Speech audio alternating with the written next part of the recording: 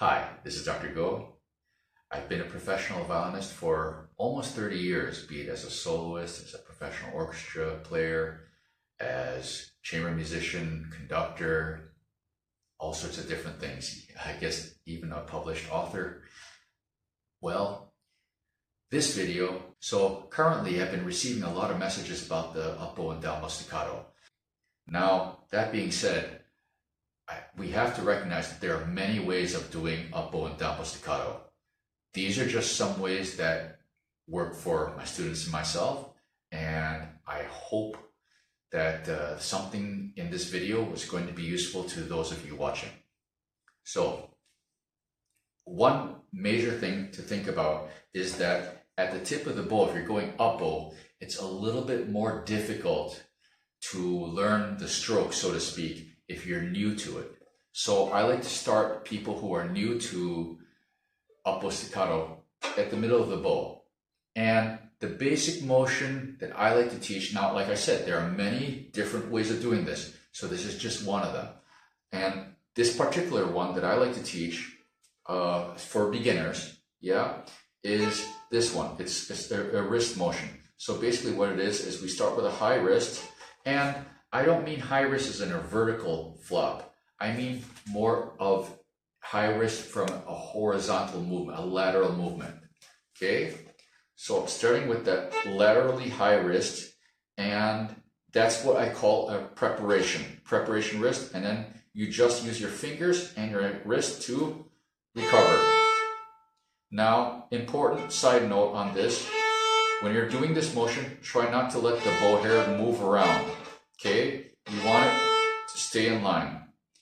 And another important thing, in order to train relaxation so you can get that really nice high speed Upbow staccato, is to make sure you prepare the wrist, and when you recover, don't move the arm.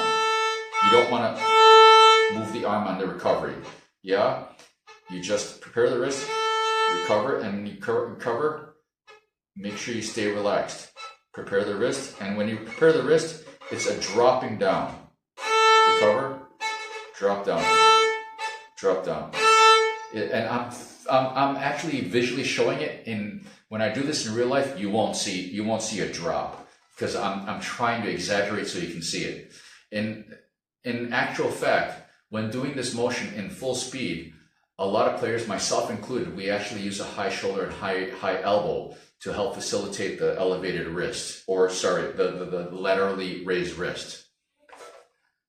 That being said, you always want to start with a state of relaxation first when you're first learning this. So middle of the bow, the laterally raised wrist, recover, preparation, recover, preparation, recover. So you see the arm is moving with the wrist preparation. Another thing to consider is that later on, when you get comfortably enough that you can start at the tip, the motion to move the bow at the tip is going to be more than the motion to make a sound at the frog. Just basic physics of the bow. It's the same as doing the wrist movement. It's larger at the tip than it is at the frog. So same thing. Now, this is Upbow. That's just one idea for Upbow. Now, I have seen some people also do a stiff arm like this.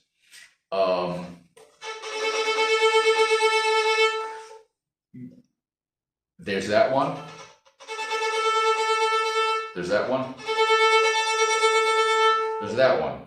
And honestly, they're slightly different. Some people, one or the other is more comfortable than the others. Try the one I'm showing you right now. This prepare, recover, prepare, recover. It's applicable to both the flat arm and the raised arm. So you can experiment with both. Now, Downbow, I like to teach this one to students as an introductory. I actually use two different ones depending on what types of pieces I'm playing.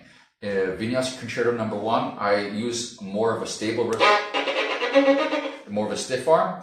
But Ora Staccato, I like to face the bow away. That's a different one. So that's the one I'm going to demonstrate today. This one, I start with the bow hair facing out and the wrist down. This one, instead of a lateral movement, it's going to be a vertical movement of the wrist. That's why we're facing it out, okay, the bow hair. And like I said, the wrist is going to be this motion. And you want to feel it actually as if you're batting with around this area of the hand. Bat, bat, bat, bat, bat. Now the difference between upbow and downbow that I've found so far to be effective is that you can go ahead and allow the bow hair to move. Okay, so you want to prepare, recover, prepare, recover, prepare, recover, prepare, recover. And note that same as the upbow, the arm moves on the preparation, it does not move on the recovery. So this is something that you can practice, prepare, recover, prepare, recover, prepare, recover, prepare, recover.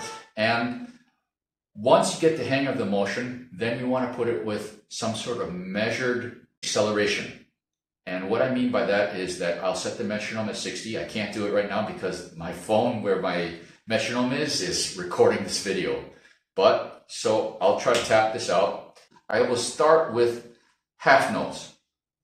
So two beats per note.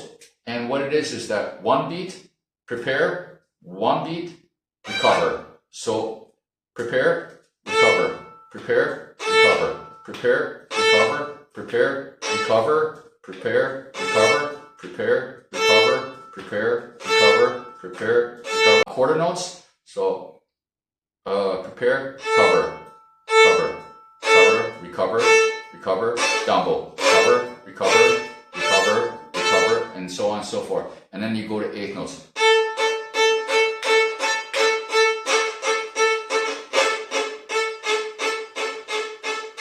Triplets.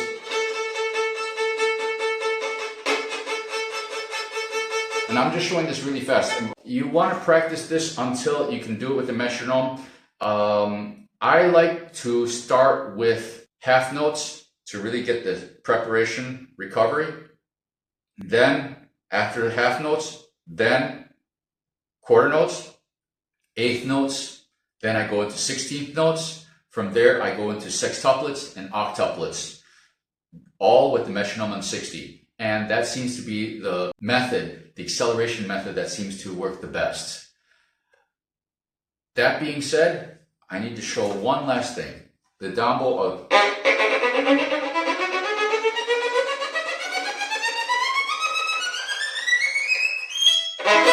Okay, for the Vinyasa number 1. So that one, it's a neutral wrist. It's not this exaggerated. It's neutral. It's sitting. And it's a stiff arm. Not a stiff arm. It's a muscle reflex type staccato, and that's done with a neutral wrist. Once you use this one with the leading wrist, with the wrist leading the motion, it's a slightly different sound, a different effect. Depending on the piece, you can use either or, and there are still other ways to do this. Please try other ways and see what works best for yourself. If anything I've said is contrary to what your teacher told you, please ignore me, listen to your teacher. That being said, I hope there's something useful in this video for you. And, I wish everybody the best on this really fascinating journey on our wonderful instrument, the violin.